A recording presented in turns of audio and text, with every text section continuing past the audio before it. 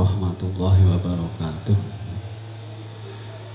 Bismillah, alhamdulillah, wassalatu wassalamu ala rasulillah Sayyidina Muhammadin abdillah, la hawla wa la quwata illa billah, amma ba'd.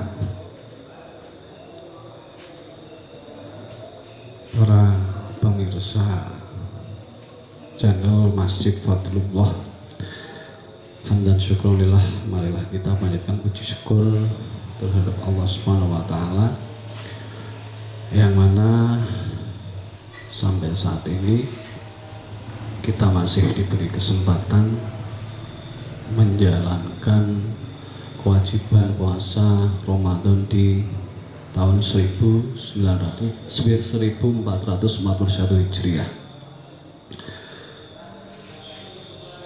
Sholawat serta salam marilah kita panjatkan terhadap Nabi Muhammad SAW, yang mana beliau adalah satu-satunya Nabi yang kita harapkan syafaat serta pertolongan mulai dari saat ini sampai besok di hari kiamat. Qaulina Allahumma sholli ala sayyidina Muhammad wa ala ali sayyidina Muhammad. Para pemirsa rahimakumullah, alhamdulillah malam ini saya di sini sebagai pemateri. Untuk malam ini ada beberapa bahasan, yaitu untuk tanggal 3 Ramadan itu akan kami sampaikan tentang fikih Ramadan. Fikih Ramadan salah satunya yaitu tentang rukun-rukun puasa, hal-hal yang membatalkan puasa, serta beberapa hal yang kita masih berkaitan dengan ibadah puasa. Para pemirsa rahimakumullah, kesempatan pada malam hari ini ada beberapa kitab yang mungkin nanti akan kita sampaikan. Salah satunya adalah kitab Syafi'atun Najah. Dua, ada beberapa panduan tentang ibadah puasa di bulan Ramadan.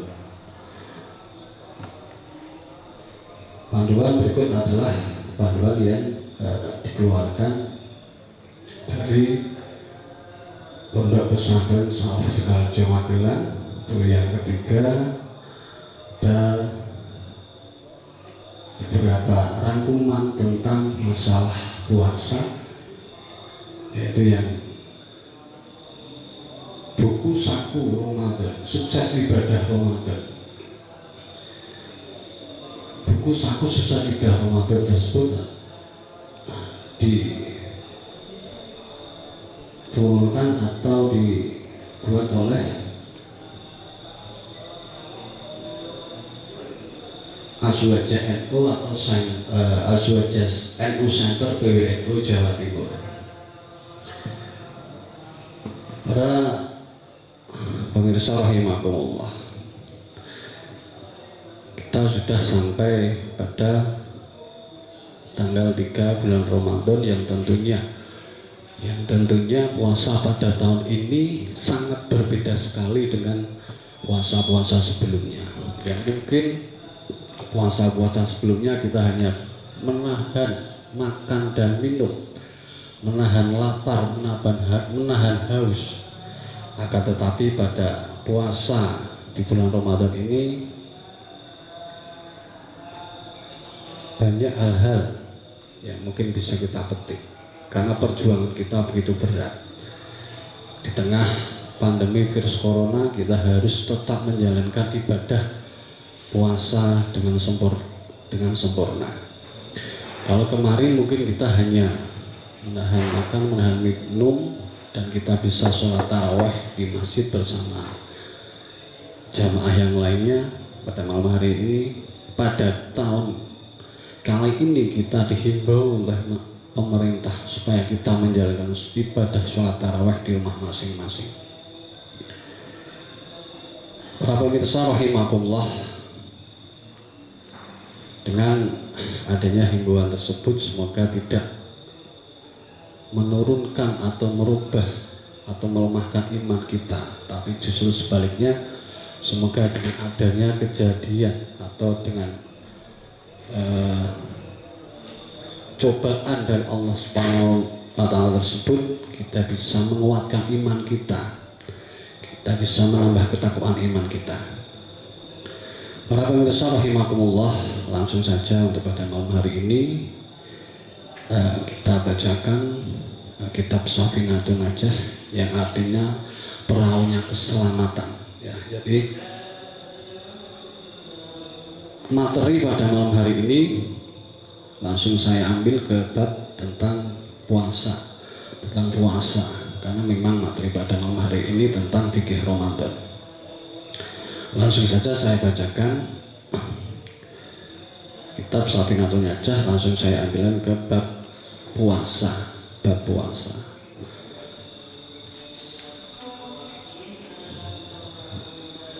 Bismillahirrahmanirrahim. Faslun utawi iki iku fasal suci surutu wujubihi utawi pira-pira syarat wajib poso. Jadi bab ini menjelaskan tentang syarat-syarat wajibnya puasa. Siapa yang berkewajiban menjalankan puasa? Nah, itu di bab ini nanti kita bacakan. Surutu wujubihi utawi pira-pira syarat wajib poso iku khamsatu asya'a, 5 pira-pira perkara. Jadi salah satu syarat-syarat kita dalam menjalankan puasa itu ada 5. Syarat-syarat kita menjalankan ibadah puasa itu ada 5. Islamun suci Islam, yang nomor 1 Islam, itu jelas. Wa taklifu lan mukallaf, wa itaatun lan kuat menjalankan puasa. Jadi kalau memang ada dari kita semua kok ternyata tidak kuat karena ada alasan hal-hal sesuatu, maka kita tidak diwajibkan. Wasihatun lan waras di syarat yang nomor 4. Terus yang nomor 5 wa iqamatun lan ono ing omah. Jadi penjelasannya di sini, syarat wajib menjalankan ibadah puasa itu ada 5. Nomor 1 Islam, nomor 2 mukallaf atau balik orang yang sudah bisa berpikir, bisa membedakan mana hal baik dan mana hal buruk. Yang ketiga dia kuat menjalankannya. Yang nomor 4 yaitu sehat waras, sehat badan dan jasmaninya. Terus yang terakhir ono ing omah dia berada di tempatnya, atau kalau di sini dijelaskan dalam bahasa Jawa, saya bacakan syarat wajib poso Ramadan iku ono 5. Nomor 1 Islam, nomor 2 mukallaf, tegese balik lan duweni ngakal. Nah ini, jadi salah satu syarat yang nomor 2 adalah mukallaf atau dinamakan balik dan duweni ngakal. Di sini dijelaskan balik atau mempunyai akal yaitu orang yang sudah bisa membedakan mana hal baik mana hal buruk. Gitu. Ya, nomor 3 kuat ngelakoni poso. Dia kuat menjalankan puasa. Karena ada beberapa orang yang mungkin karena sangat beratnya dalam bekerja, dia sudah mencoba untuk berpuasa, pada malam harinya dia niat menjalankan puasa, tapi ketika di tengah hari ada sesuatu yang memaksa atau dia tidak kuat, maka dia membatalkan. Itu juga ada. Itu yang nomor 3. Dan yang nomor 4 waras dia sehat masih bisa berpikir secara jernih, masih bisa berpikir secara jernih. Yang nomor 5 yaitu orang wong kang kim ana ing omah. Di sini dijelaskan dadi diwenangake tinggal poso krana lelungan kang adoh kelawan niat ngalap kemurahan. Nah, ini seperti halnya dalam ketika ada orang yang sedang bepergian atau musyafir. Di sini orang yang bepergian dan di situ bepergiannya tidak untuk maksiat, maka ketika sudah mencukupi syarat-syaratnya dalam perjalanan, maka dia diperbolehkan untuk tidak menjalankan puasa. Diperbolehkan tidak menjalankan puasa di sini tetap nantinya ketika sudah keluar di bulan Ramadan atau di bulan setelah Ramadan, maka dia tetap berkewajiban untuk mengqadha. Mengqadha itu bahasa Jawane nyaur atau dibaratkan orang yang mempunyai hutang, dia berkewajiban untuk melunasi hutang-hutang tersebut. Para pemirsa rahimakumullah, itu salah satu dari syarat. Jadi perbedaannya di sini antara syarat dan rukun. Kalau syarat itu sesuatu yang harus kita persiapkan sebelum menjalankan pekerjaan. Kalau rukun itu adalah sesuatu yang kita jalankan ketika melakukan pekerjaan tersebut. Itu perbedaan antara syarat dan rukun.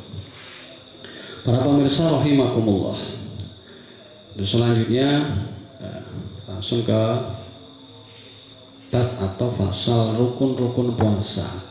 Nah, ini rukun tadi sudah saya jelaskan bahwa syarat, kalau syarat itu sesuatu yang harus kita persiapkan sebelum mengerjakan sesuatu. Kalau syarat puasa berarti sesuatu yang harus sudah ada sebelum menjalankan puasa. Kalau rukun itu sesuatu yang ada di dalam perkara tersebut. Sesuatu yang ada di dalam perkara tersebut. Seperti halnya nanti saya bacakan tentang rukun-rukun puasa. Fasul utawi iki iku fasal suci.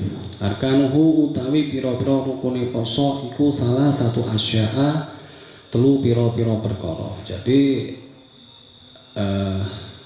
rukun puasa kalau di sini di kitab Safinatun Najah halaman 126 itu dijelaskan rukun puasa itu ada 3.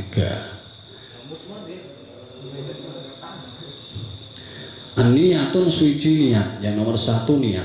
Nah, niat ini wajib kita kerjakan ketika kita menjalankan ibadah puasa, termasuk pada bulan ini kita menjalankan ibadah puasa Ramadan, maka kita punya kewajiban untuk niat. Terus kapan niat tersebut kita ucapkan atau kita lakukan?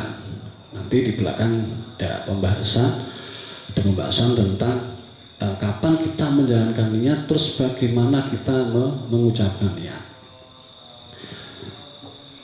Niyatun suci niat lailan ing dalem bengi likulli yaumin ketuwe saben-saben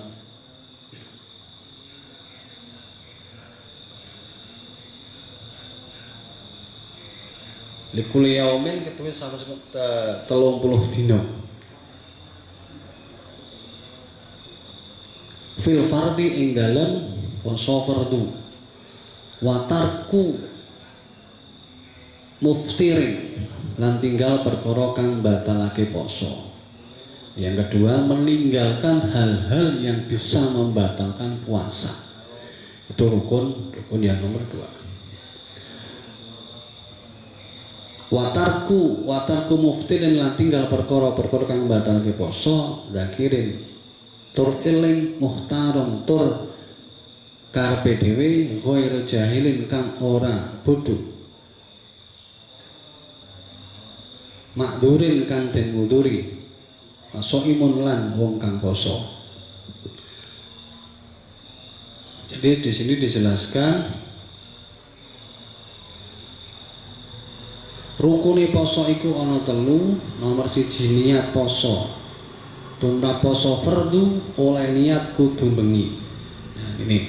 Jadi rukun puasa yang nomor 1 itu niat dan niat rukun puasa fardu. Rukun puasa itu yang nomor 1 niat. Terus di sini kita membahas tentang puasa Ramadan. Jadi nomor 1 niat poso, tumrap poso fardu oleh niat kudu bengi. Nah, jadi rukun puasa tersebut ada 3. Ketika kita menjalankan puasa Ramadan, maka dalam mengucapkan niat itu kita harus melakukan niat. Karena kalau mengucapkan itu hukumnya sunnah, tapi kalau mengerjakan niat, melakukan itu bisa di dalam hati. Karena niat puasa Ramadan ataupun niat sholat itu ada di dalam hati. Sedangkan mengucapkannya itu hukumnya sunnah. Adapun di sini dijelaskan niat poso tumrap nomor 1 niat poso. Tumrap poso fardu oleh niat kudu bengi. Jadi ketika kita menjalankan ibadah puasa, terutama seperti saat ini kita di dalam bulan Ramadan ini kita menjalankan ibadah puasa Ramadan, maka kita diwajibkan untuk niat pada malam harinya, Terus kalau lupa bagaimana? Nah, kalau lupa nanti bisa kita bahas di belakang juga. Adapun lafate niat poso fardu. Nah, ini saya bacakan niat puasa fardu. Seperti puasa Ramadan pada tahun kali ini. Bismillahirrahmanirrahim. Nawaitu shauma ghadin an adahi fardhi syahri ramadhani hadhihi sanati lillahi ta'ala. Nah itu. Nawaitu shauma ghadin an adahi fardhi syahri ramadhani hadhihi sanati lillahi ta'ala. Ini niat puasa Ramadan yang wajib kita kerjakan setiap malam hari. Ada juga yang melafatkan niat itu di lafaz atau di kalimat Ramadan itu nunnya di fathah. Ada yang di fathah seperti nawaitu sumaghotin an adai fardhi syahri ramadhana hadhihi sanati lillahi ta'ala.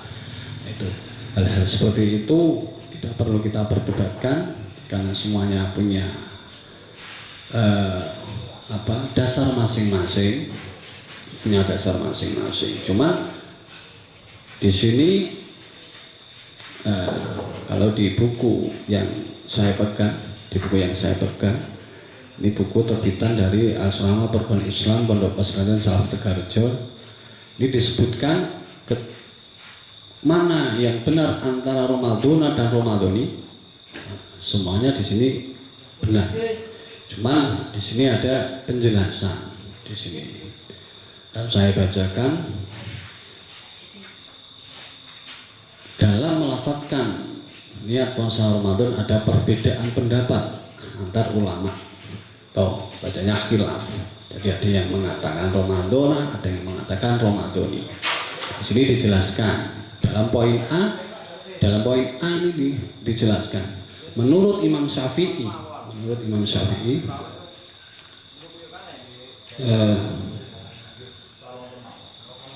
bentar.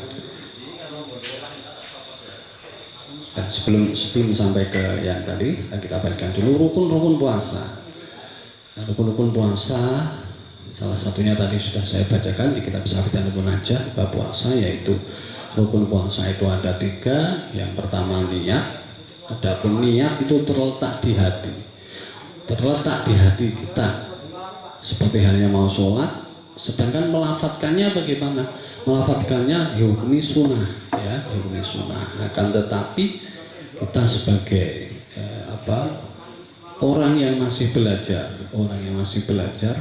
tidak ada salahnya ketika kita mengucapkan, karena ada satu sisi keuntungan buat kita ketika kita melafatkan niat entah itu niat sholat ataupun niat puasa Ramadan.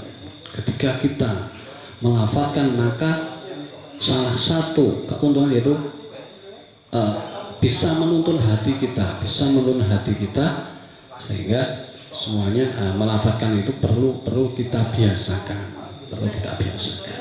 Ingat, puasa terletak dalam hati, adapun melafadzkannya hukumnya sunnah. Ingat, puasa wajib dilakukan pada malam hari dan ditentukan jenis puasanya, semisal puasa Ramadan. Tadi sudah saya jelaskan tentang lafadznya. Cuman ketika ada perbedaan antara Ramadan dan Ramadhani, di sini dijelaskan di mana pembacaan nun lafadz Ramadan dengan harokat yang berbeda-beda. Ada yang dibaca fathah, nawaitu shauma ghadin an adai fardhi syahri ramadhana. Ada juga yang nawaitu shauma ghadin an adai fardhi syahri ramadhani. Nah, di sini kita jelaskan supaya tidak ada perselisihan ya. Sering kita jumpai dalam masyarakat di mana pembacaan nun lafadz Ramadan dengan harokat yang berbeda-beda. Ada yang dibaca fathah Ramadhana dan ada yang dibaca kasroh Ramadhani. Namun di sini juga dijelaskan banyak makalah yang berpendapat dengan harokat kasroh itu. Jadi di sini di dalam kitab I'anatut Thalibin juz 2 halaman 251, di sini dijelaskan dalam rangkuman kitab ini, dalam kitab I'anatut Thalibin juz 2 halaman 251 dijelaskan bahwa yang banyak yang berpendapat dengan harokat kasroh itu saya jelaskan supaya tidak terjadi kebingungan, harus na atau harus ni, itu yang harus kita jelaskan. Terus di sini juga untuk yang kedua, niat poso.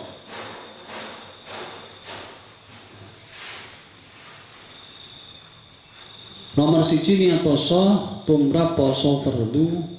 Mulai niat kudu bengi, lafate niat poso bismillahirrahmanirrahim, nawaitu shauma ghadin an adai fardhi syahri ramadhani hadhihi sanati lillahi ta'ala.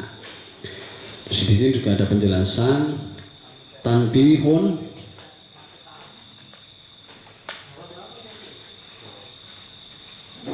poso fardu iku oleh niat diwajibake bengi, ora dibarengake karo oleh nglakoni poso. Jalaran ninjen-ninjen metune fajar sodik iku banget rekasane. Kejaba yen poso sunah iku diwenangake niat ing dalem awal sadurunge lingsire srengenge. Asal sadurunge niat orang nglakoni perkara kang nafekake niat poso, kaya mangan, jima, haid, nifas, wiladah lan sepadane. Jadi di sini dijelaskan perbedaan antara niat menjalankan puasa Ramadan dan menjalankan puasa sunnah. Kalau menjalankan puasa Ramadan, di dalam niat itu kita diwajibkan untuk malam hari. Jadi bedanya dengan niat sholat ya. Ini perbedaan niat sholat dengan niat puasa. Kalau niat sholat itu menjalankannya ketika kita dalam permulaan awal sholat, dibarengake karo nglakoni sholat. Tapi kalau niat puasa Ramadan, niat puasa Ramadan, niat puasa wajib itu mengerjakannya pada malam hari. Itu perbedaannya antara niat puasa Ramadan dan niat puasa sunnah. Kalau puasa Ramadan harus malam hari, kalau puasa sunnah boleh siang hari. Itu di sini dijelaskan seperti itu.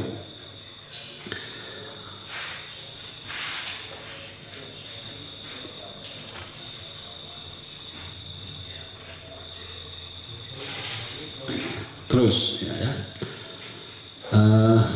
Selanjutnya faslun tentang hal-hal yang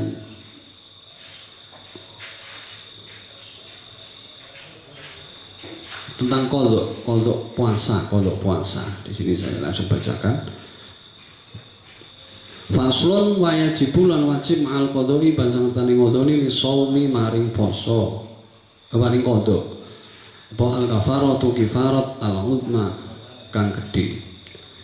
Wa ta'ziru lan di ajar sak kapoke alaman ing atase wong afsada kang rusak sapa man saumahu ing posone man fi Ramadhana ing dalem bulan Ramadan yauman ing dalem sedina kamilan kang sempurna bijimain kelawan jima tamin kang sampurna asimin kang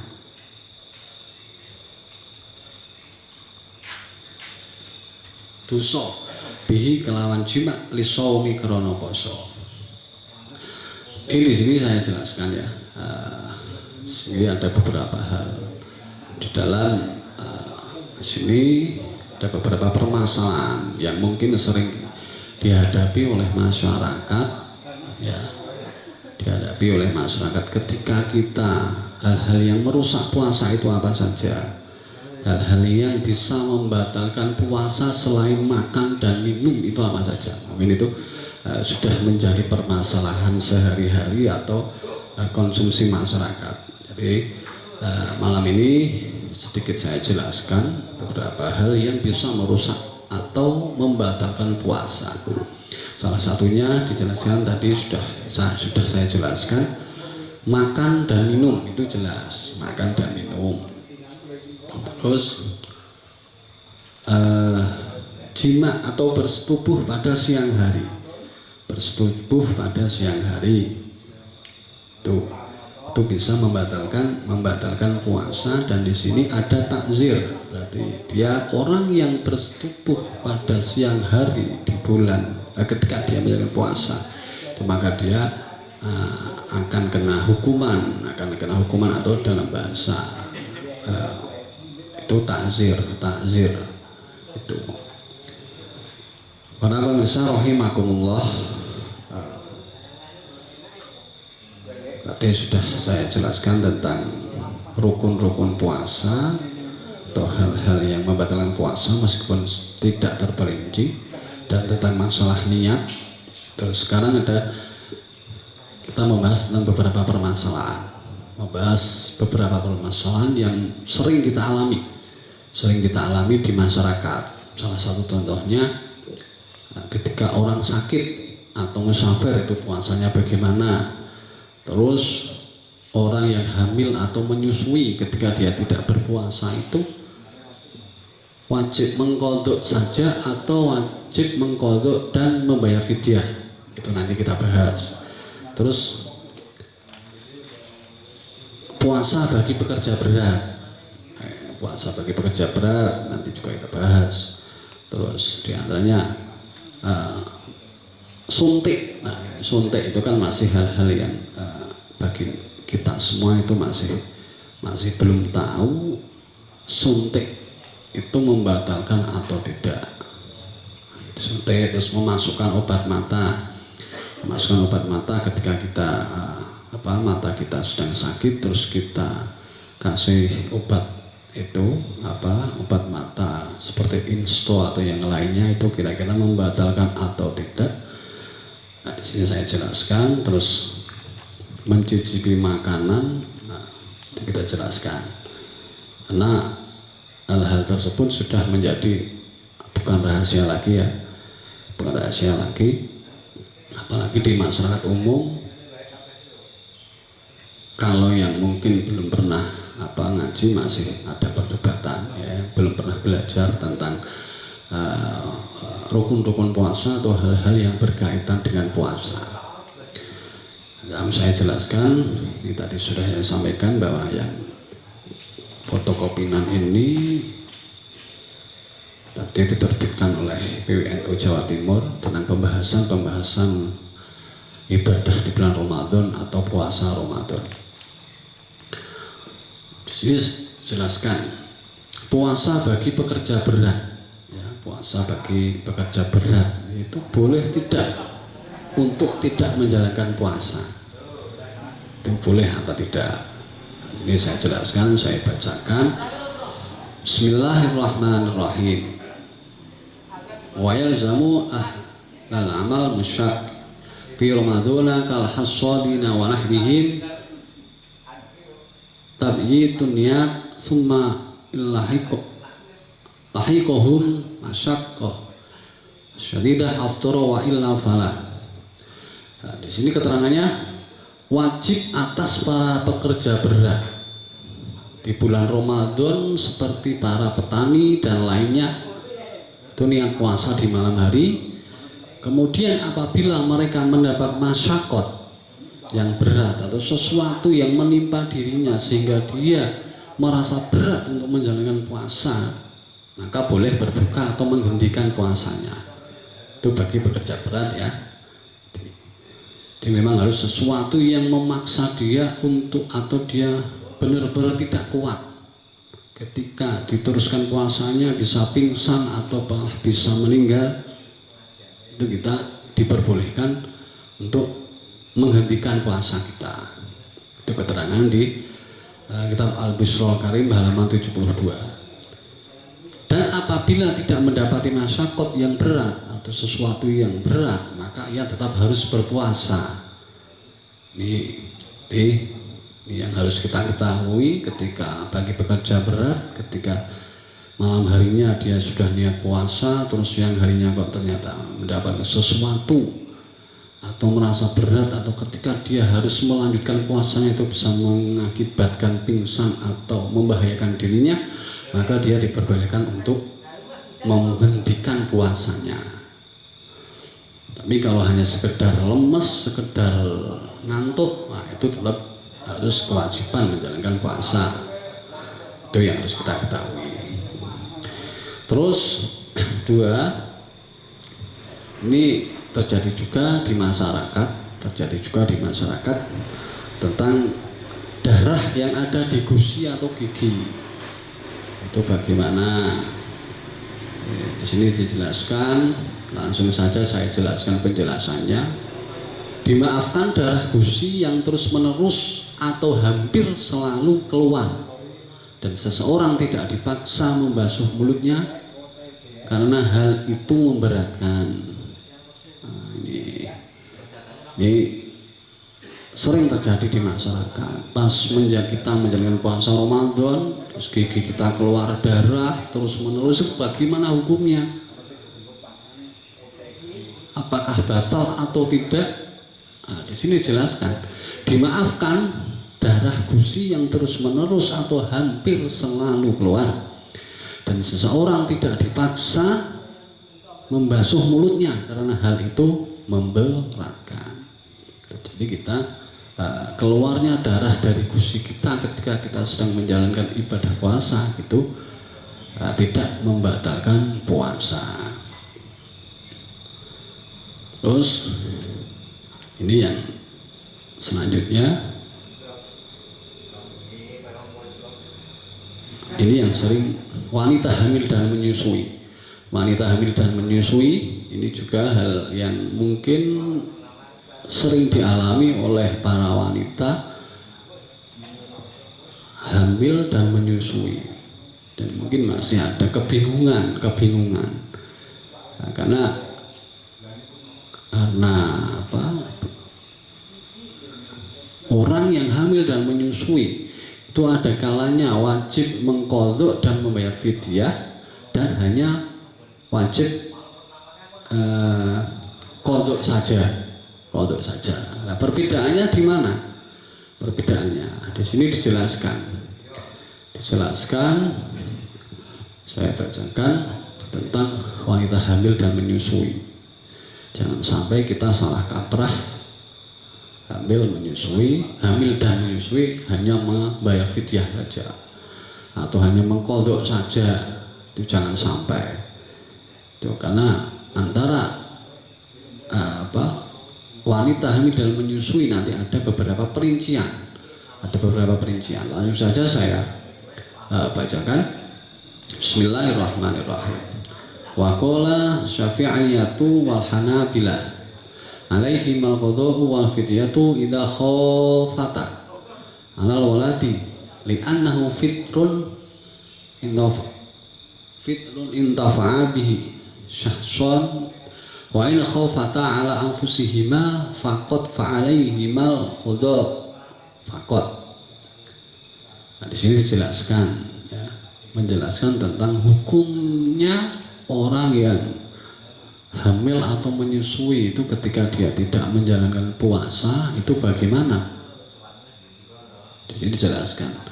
Mazhab Syafi'iyah dan Hambali mengatakan bahwa wanita hamil dan menyusui hukumnya diperinci.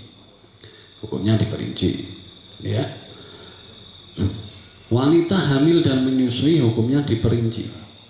Keduanya, yang nomor pertama, yang poin pertama, keduanya wajib qadha dan membayar fidyah jika keduanya tidak berpuasa karena mengkhawatirkan pada kondisi anaknya. Nih, sebab ini bentuk meninggalkan puasa yang dinikmati oleh ibu dan anaknya. Ya. Saya ulangi lagi, perincian orang yang hamil dan menyusui ketika dia tidak menjalankan puasa itu kewajibannya apa saja? Saya ulangi, keduanya ketika ada orang hamil atau menyusui sedang tidak berpuasa, ya, keduanya wajib qadha dan membayar fidyah jika keduanya tidak berpuasa karena mengkhawatirkan pada kondisi anaknya. Jadi ketika ada ibu-ibu sedang hamil atau menyusui, terus dia tidak berpuasa karena alasan anaknya ketika tidak berpuasa, janin yang ada di dalam perutnya itu yang biasanya kok sering, bahasa Jawanya sering nendang-nendang, sering bergerak ketika hari-hari biasa, atau terus ketika kita menjalankan puasa itu ternyata beda atau ada hal-hal yang sangat kita khawatirkan pada anak tersebut, pada janin tersebut, kita boleh meninggalkan ibadah puasa, akan tetapi tetap wajib mengqadha dan membayar fidyah. Tuh, kalau dia tidak berpuasa karena alasan anaknya, anak yang dikandung atau anak yang sedang disusui. Tuh, saya ulangi lagi, keduanya wajib qadha dan membayar fidyah jika keduanya tidak berpuasa karena mengkhawatirkan. Keduanya di sini dalam artian orang yang hamil atau menyusui, ya. Ketika ada orang hamil atau menyusui itu wajib qadha dan membayar fidyah jika orang yang hamil dan menyusui tersebut tidak berpuasa karena mengkhawatirkan pada kondisi anaknya yang ada di dalam perut atau yang sedang disusui. Itu yang pertama. Dan yang kedua, ini bentuk meninggalkan puasa, sebab bentuk meninggalkan puasa yang dinikmati oleh ibu dan anaknya. Jadi alasannya itu tadi, sebab di atas bentuk meninggalkan puasa yang dinikmati oleh ibu dan anaknya. Terus selanjutnya, jika ibu hamil dan menyusui hanya mengkhawatirkan pada kondisi mereka saja, kondisi tubuhnya, bukan anaknya, atau tidak khawatir pada kandungan atau anaknya, maka mereka hanya wajib mengqadha saja tanpa membayar fidyah. Itu dalam kitab Musnad Asy-Syafi'i halaman 782. Jadi para ibu-ibu yang saat ini sedang hamil dan menyusui, itu adalah beberapa penjelasan ketika panjenengan sedaya itu kok dalam Ramadan ini tidak kuat berpuasa karena alasan-alasan tadi, maka tadi sudah saya jelaskan, ya, saya ulangi lagi karena ini sangatlah penting bagi ibu-ibu yang sedang hamil atau yang sedang menyusui. Itu sangatlah penting. Jangan sampai salah kaprah, kita hanya puasa. Karena kita tidak menjalankan puasa terus akhirnya salah dalam mengqadha atau membayar fidyah. Itu harus panjang sedaya mangertosi. Oke, saya ulangi lagi. Wanita hamil dan menyusui hukumnya diperinci-perinci.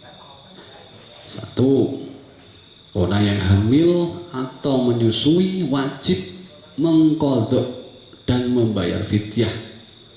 Jika orang yang hamil dan menyusui tersebut tidak berpuasa karena mengkhawatirkan pada kondisi anaknya. Itu yang pertama.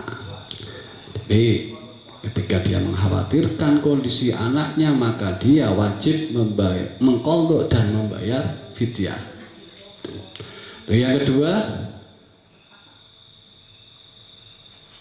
jika ibu hamil dan menyusui hanya mengkhawatirkan pada kondisi mereka saja, ketika hanya khawatir pada dirinya sendiri, tidak pada anaknya, maka di sini dijelaskan, jika ibu hamil dan menyusui hanya mengkhawatirkan pada kondisi mereka saja atau tidak khawatir pada kandungan atau anaknya, maka mereka hanya wajib mengqadha saja tanpa membayar fidyah.